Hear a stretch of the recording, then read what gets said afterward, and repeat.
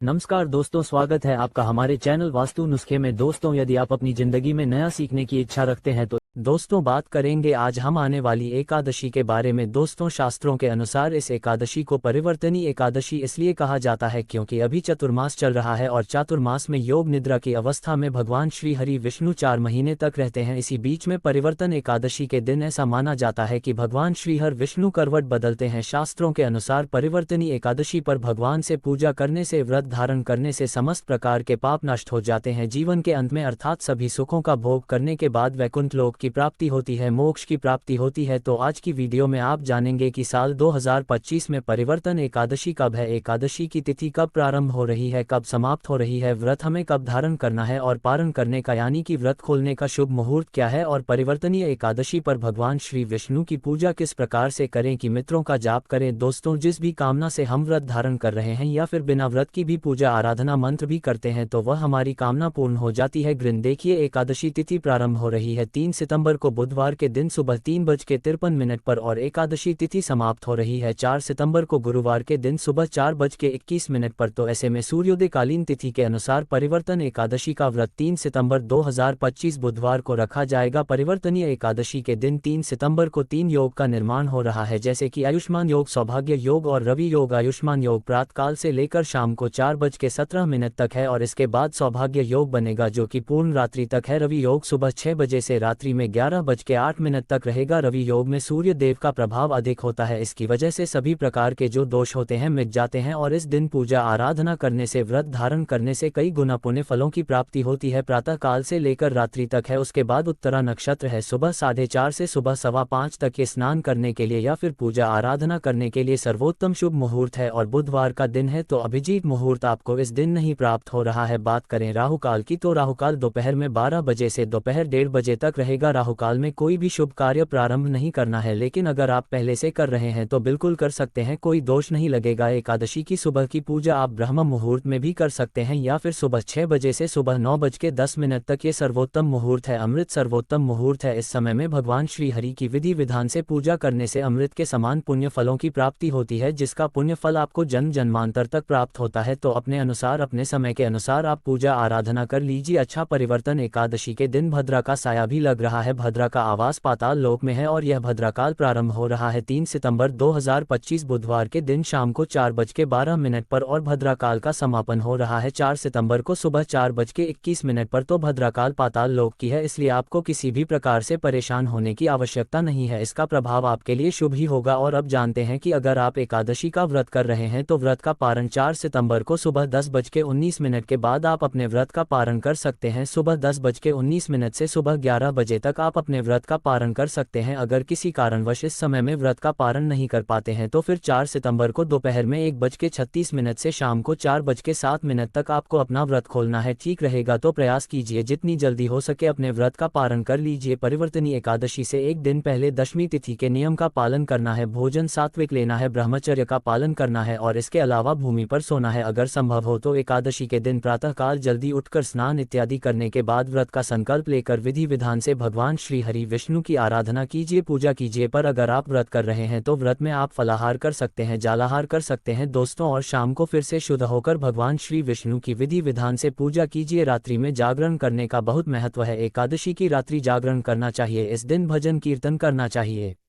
भगवान की कृपा से विशेष होती है। तो दोस्तों, ये थी आज की छोटी सी वीडियो, आपको अच्छी लगी है हमारे चैनल के साथ जरूर जुड़िए। धन्यवाद।